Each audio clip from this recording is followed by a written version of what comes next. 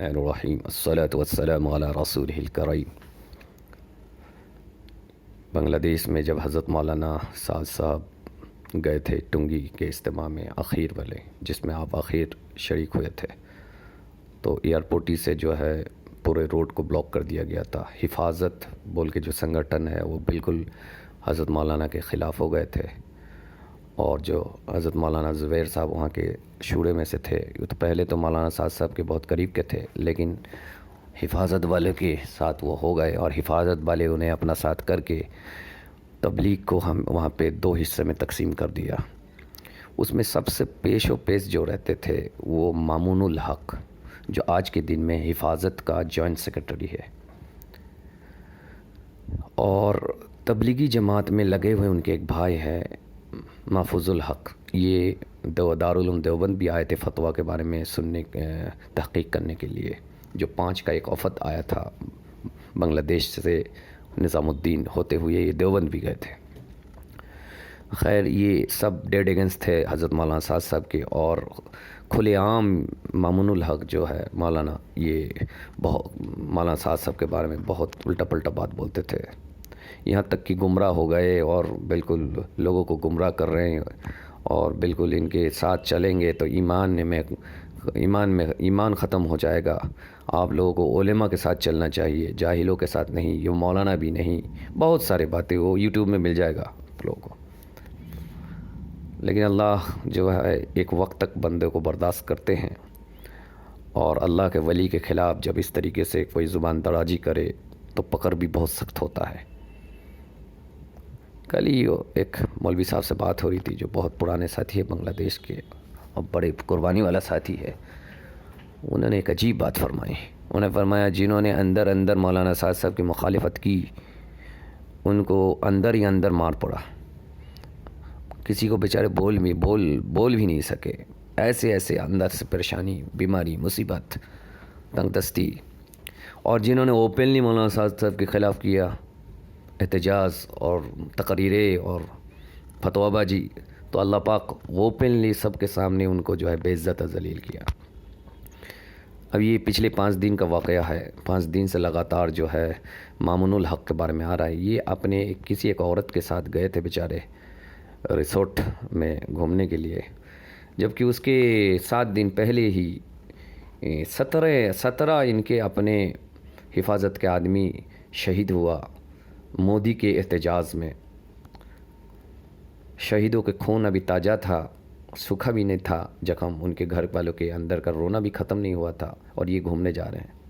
اور وہاں جا کے نام لکھا رہے ہیں اپنی جو ساتھ میں عورت ہے ان کے بارے میں، یہ اپنے پہلے بیوی کا نام لکھا رہے ہیں۔ لوگوں کو خبر ہوا، اور لوگوں نے پتہ نہیں کیسے خبر ہوا، وہ بات کی چیز ہے، کیونکہ یہ برابر پنگا لے رہے تھے حکومت کے خلاف، تو حکومت کی نظر ان کے اوپر تھی، تو حکومتی کے اس کانے پہ ہو یا جیسے بھی ہو، لوگ پہنچ گئے اور رپورٹرز بھی آئے اور فوٹو وغیرہ کھینچ لیا۔ اس وقت تو انہوں نے قسم کھا کے بتایا کہ یہ ہمارے شریعت مطابق دوسرے استری ہے، 2 سال پہلے شادی ہوئی ہے۔ ہمارے ایک کالیگ تھے، ہمارے ایک دوست تھے حافظ صاحب، ان کی بیوی، ان سے ڈائیورس ہو گیا، تو میں نے ان کو گھر میں رکھا، اور میں گارجین بھی ہوں، اور ان کے نکاح بھی کیا، مجبوری میں نے نکاح کی، کیونکہ گارجنشپ میں بغیر شوہر ہو کر کے میں گارجنشپ نہیں کر سکتا تھا۔ ہاں، اس کے بعد ان کے فون کالز وغیرہ سب لوگوں نے ٹرفنگ کیا، اور اس میں بہت ساری باتیں آ گئی کہ انہوں نے اپنے گھر والے کو کسی کو بتایا نہیں تھا، اور ایسے شادی کیا۔ جو دوسری والی بیوی، ان کے بڑے بیٹا جس کا 17 سال عمر ہے، اس نے اپنے زبان کھول دیا، اور اپنے ماں کی ڈائری سامنے لے آئی، اس میں بالکل کچا چٹھا کھول گیا ان مولانا کا، کہ انہوں نے جو ہے شادی وادی کچھ بھی نہیں کیا ہے، ویسے ہی لے کے مزاق کرتے تھے، پھرتی کرتے تھے،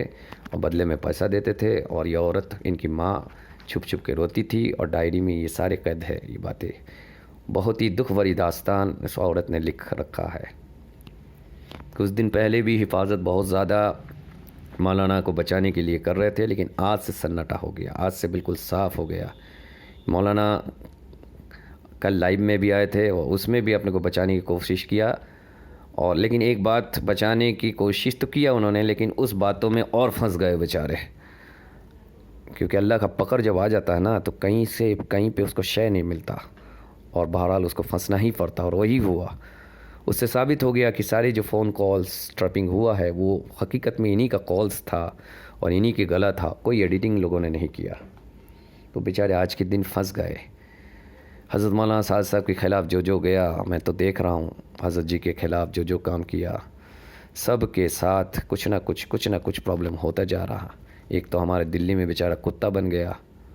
پپٹ بن گیا، پپٹ، پاور لیس پپٹ۔ کیا کیا حالت ہو رہا ہم سب دیکھ رہے ہیں۔ اللہ ہم سب کو حفاظت فرمائے۔ اس لیے کہتے ہیں نا کہ آپ ساتھ دے سکتے نہ دے سکتے، ساتھ نہ دے کوئی بات نہیں، لیکن مخالفت نہ کرے اور اللہ کے ولی سے پنگا نہ لے۔ آج بیچارہ نمبر 1 تھا بنگلہ دیش کے اندر، کوئی عالم کا نام اگر لیا جاتا یہی تھے، اور نیکسٹ پرائم منسٹر تک ان کے بارے میں کہا جا رہا تھا بنگلہ دیش کا، اور بہت دن سے ان کے بارے میں ایک مشہور کہاوت تھا، بنگال کا عمر، اور بات بھی ماشاءاللہ زبردست بنگالی بھاشا میں کرتے تھے۔ میرا زبان بنگلہ ہے، میں جانتا ہوں، بس زبردست بات کرتے، اور وقت بھی ان کا جماعت میں لگا ہے، 4 مہینہ بھی لگا ہوا ہے، ان کے بھائی کا تو باقاعدہ سال لگا ہوا ہے۔ لیکن کیا ہے، ان کے والد محترم عزیز الحق صاحب بڑے عالم اور بڑے درجے کے داعی، اور بنگلہ بھاشا میں سب سے پہلے بخاری شریف کا ترجمہ کرنے والا اور اس کے شرح لکھنے والا۔ حال اتنا زبردست خاندان کے بچہ ہو کر یہ بغض ولی اور امیر محترم کے خلاف قدم اٹھانے سے کیا سخت سزا ملتی ہے۔ اللہ ہم سب کو سبق نصیب فرمائے اور اس سے کچھ سیکھنے کی توفیق نصیب فرمائے۔ ابھی بھی وقت ہے، توبہ کر لے، اللہ بڑا معاف کرنے والا ہے، اللہ معاف کر دیں گے۔ اور اگر اللہ کا پکڑ آ جائے تو کہیں پہ کوئی جگہ نہیں کہ وہ بچ سکے۔ جزاکم اللہ خیرا کثیرا فی الدارین۔